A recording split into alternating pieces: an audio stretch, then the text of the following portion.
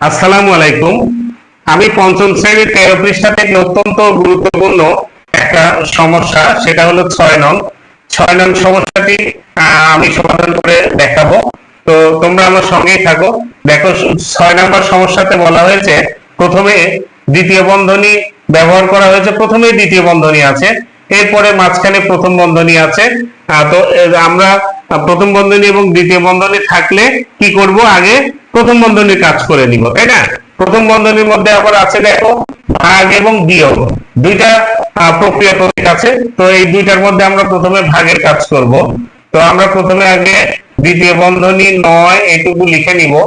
এরপরে আমরা প্রথম বন্ধনীর মধ্যে 45 ভাগ 9 আছে, 45 কে 9 দিয়ে ভাগ করলে কত হবে? 5 নং 45, 5 বিয়োগ 3। এখনো যেহেতু প্রথম বন্ধনীর কাজ শেষ হয়নি, এই জন্য আমরা প্রথম বন্ধনী উঠাবো না। এরপরে যথারীতি দ্বিতীয় বন্ধনী বিয়োগ 5, যেগুলো আছে, যেগুলো কাজ আমরা করবো না সেগুলো আমরা নামিয়ে নিয়েছি। এরপরে আবারও দ্বিতীয় বন্ধনী 9 বিয়োগ, এখন প্রথম বন্ধনীর মধ্যে কত আছে দেখো, 5 বিয়োগ 3। তো 5 থেকে 3 বিয়োগ করলে কত হবে?